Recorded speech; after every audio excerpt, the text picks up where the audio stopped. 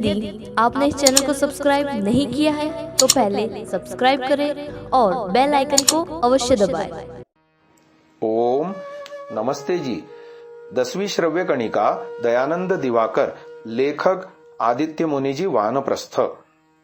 गत श्रव्य कणिका में हमने जाना कि हमारे कथानायक शुद्ध चैतन्य ब्रह्मचारी जी काशी में पढ़ने के लिए रुके हैं। आगे यह वर्णन मिलता है, उसका मन इन विद्याओं को पढ़ने में रमा करता था, किंतु रात्रि को शय्या ग्रहण करने पर योगियों का संधान करने के लिए उसके मन में दूसरे प्रकार के ही भाव जागृत हो जाया करते।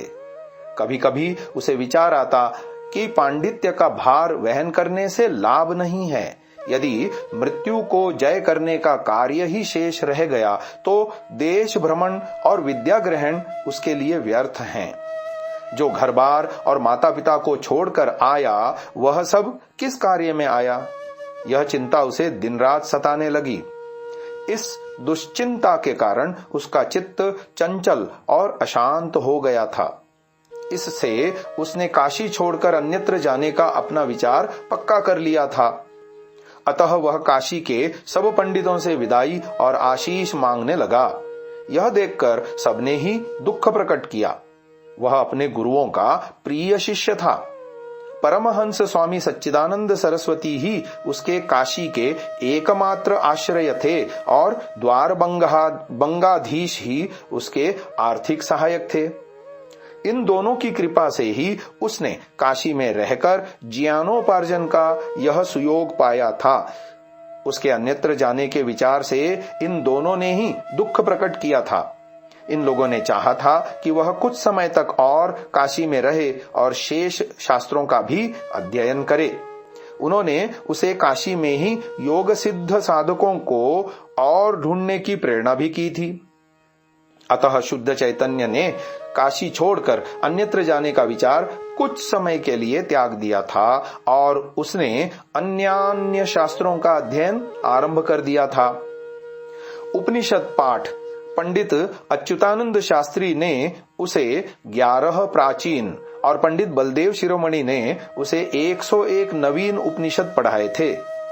स्मृतियों का पाठ पंडित रत्नाकर शिरोमणि से उसने प्राचीन और पंडित महेश चंद्र स्मृति रत्न से उसने नवीन स्मृतियों का अध्ययन किया था। पंडित सत्यचरण लाहिड़ी, सत्यलोक जो प्रसिद्ध योगीराज श्री श्यामाचरण लाहिड़ी के 81 वर्षीय पौत्र सन 1985 ईस्वी में हैं, ने हमें 8 मई 1985 ईस्वी को बताया था कि उन्होंने काशी के पंडित महेश चंद्र स्मृति रत्न का नाम बचपन में किसी प्रसंग में किसी से सुना था। बौद्ध दर्शनों का पाठ भिक्षु तथागत धर्मपाल से उसने महायानी बौद्ध संप्रदाय के माध्यमिक और योगवाद सिद्धांत तथा राहुल भद्रमणि से हीनयान बौद्धिक संप्रदाय के वैभाषिक और सौत्रांतिक के सिद्धांत पढ़े थे।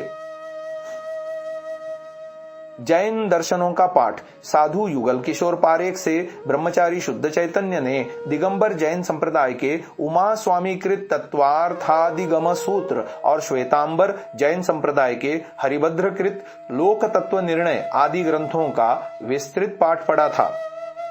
तंत्र शास्त्रों का पाठ तांत्रिक साधु बेताल भैरव बाबाजी ने ब्रह्मचारी शुद्ध चैतन्य को तंत्र शास्त्रों के योग, क्रिया और चर्या को, शैवों के आगम को, शाक्तों के शक्ति तंत्र को, वैष्णवों के विष्णु तंत्र और बौद्ध जैनियों के अवैदिक तंत्र को पढ़ाया था।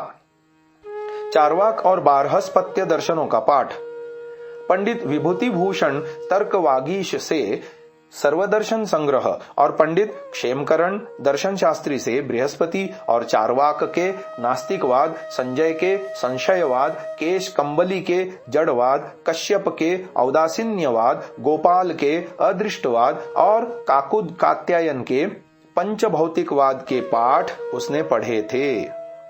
मनस्तत्वों का पाठ और अंत में परमहंस सच्चिदानंद स्वामी ने उसे मनस्तत्व विषय पर कपिल के सांख्य प्रवचन सूत्र के ईश्वर कृष्ण की सांख्यकारिका और पतंजलि के योग दर्शन के साधनपाद सूत्रों के व्यवहारिक पाठ पढ़ाए थे।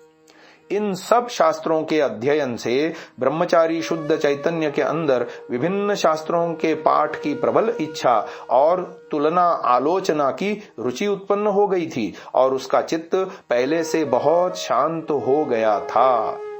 काशी के बड़े बड़े विद्वान साधु साधक तपस्वियों के सत्संग से और विभिन्न शास्त्रों की विचारधाराओं से परिचय प्राप्त होने से वह अपने जीवन में बहुत ही धन्य और कृतार्थ अनुभव करने लगा था और उसके हृदय में सिंह सदृश बल आ गया था तथा ज्ञानालोक से चित्त उद्भासित हो गया था। फिर वह काशी के विभिन्न मठ मंदिरों और आश्रम तपोवनों में योग सिद्ध पुरुषों का संधान करने लगा। तीर्थ यात्रियों की भीड़ भाड़ में और विभिन्न सांप्रदायिक कोलाहलों में योग सिद्ध पुरुषों को ढूंढ निकालना उसके लिए कठिन था।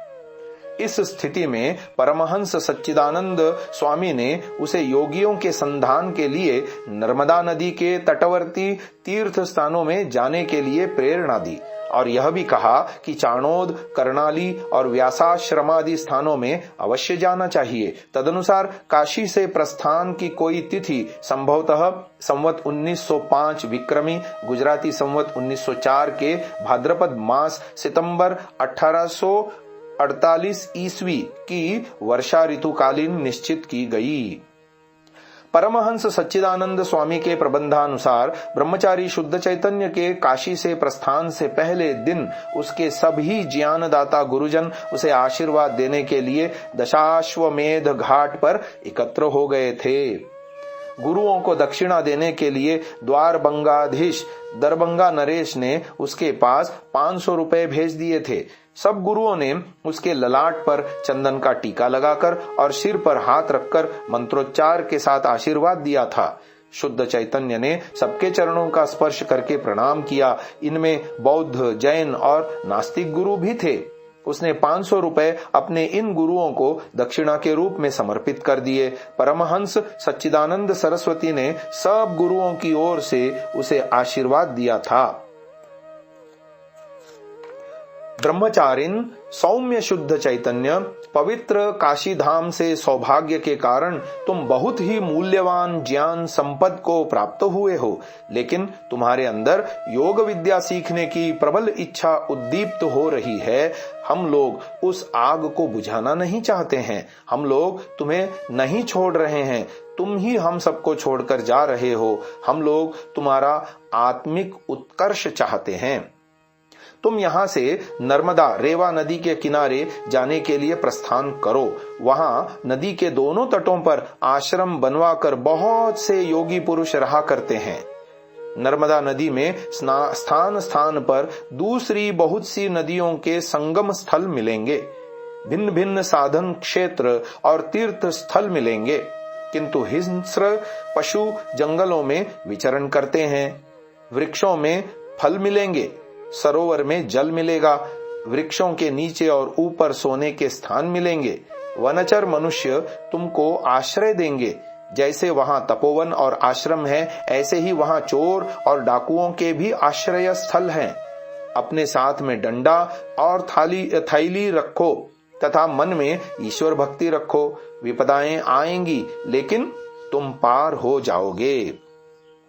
गुरुओं का यह आदेश और आशीर्वाद ब्रह्मचारी शुद्ध चैतन्य ने स्वीकार किया। अपने सभी गुरुओं के चरण स्पर्श कर वह प्रस्थान करने की तैयारी करने लगा। वह अपने परम हितैषी द्वारबंगाधिपति से विदाई लेने के लिए गया। वे उसके प्रति स्नेह और श्रद्धा का भाव रखते थे। उसके प्रस्थान के कारण वे संतप्त थे। उन्होंने उससे कहा, तुम अपने प्रयोजन के अनुसार रुपए, पैसे और सामग्री जो जो जितनी चाहो यहाँ से लेकर जाओ। शुद्ध चैतन्य ने उनसे कहा, आपकी कृपा से काशी से अमूल्य ज्ञान संपदा मुझे मिली है, मेरे लिए यही बहुत है। लेकिन वे माने नहीं, इसलिए उसने विवश होकर एक लोटा, एक कंबल, एक अंगोछा और एक डंडा उनसे लेकर काशी से नर्मदा की ओर प्रस्थान किया।